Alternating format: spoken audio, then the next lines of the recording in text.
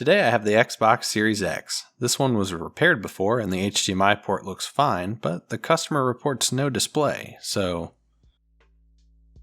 Oh, okay. Let's get this torn down. 2 torque screws secure the back panel, kinda convenient.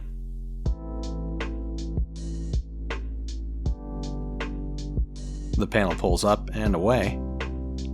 There's a strange retaining tab down here in the empty space that holds the butt circle on. It needs to be lifted up so the donut can rotate. On the underside there are 3 green and 2 black torque screws. Get ready to make a screw map. Technically one of these black screws doesn't need to come out, I just wasn't paying attention. Now I'm going back to the top to remove this huge 130mm fan assembly. The Master Chief head at the top is a cute touch. This thing is more like a big engine block, isn't it? Strange design, maybe a bit overzealous on the heatsink. The fan slides away. There's one more screw holding the disk drive shield. I also need to disconnect these 2 ribbons. The thicker one has a metal retainer clip that can be pressed down to release it. Under the disk shield is a familiar box, just like the one on the Xbox One X and S. The drive has a very tight SATA connector and a multi-pin power connector. With everything out of the way, this large engine block can be lifted out of the frame. The seat belt is unbuckled. Can't say I've ever repaired something with seat belts before.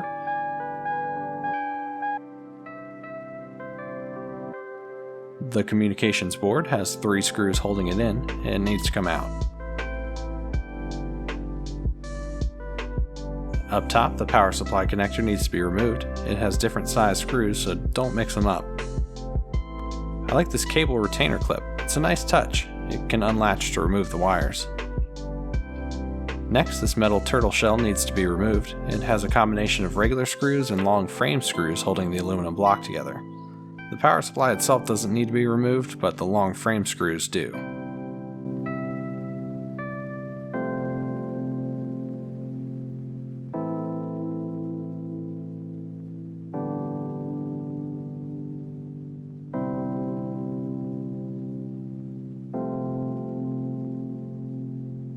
This 10-pin connector has a tab that can help remove it safely.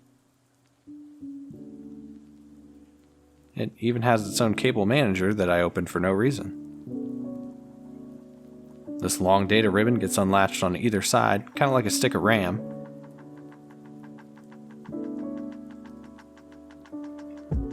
The sandwich has finally separated. There's a lot of thermal putty, so it can be kind of stuck together. Now we see what's wrong with the HDMI. It isn't attached to anything at all. There's also this issue, a ripped pad and a loose trace. I'll have to get that fixed up. This board is coming out for surgery. In classic Xbox fashion, we find the X clamp, double the size of last generation, and screwed in with large torque screws. I'll clean out the feet from the underside of the board using some copper wick and flux. It has a really nice capillary effect. It's pretty oddly satisfying.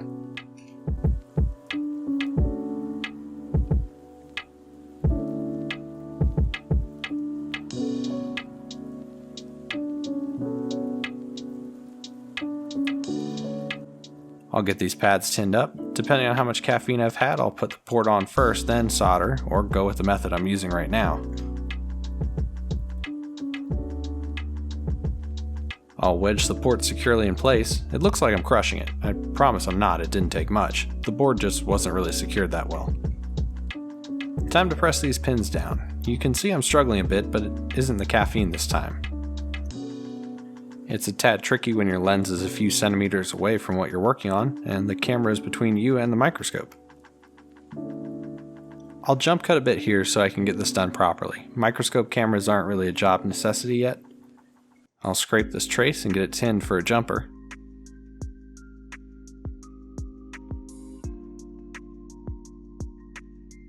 A little PCB mask I apparently didn't record will get this part finished off. I'll put a generous amount of solder into the legs to hopefully keep the forceful ejections from happening again. And finally, an ultrasonic bath. Dollop of thermal paste on the heatsink. This is a lot of copper.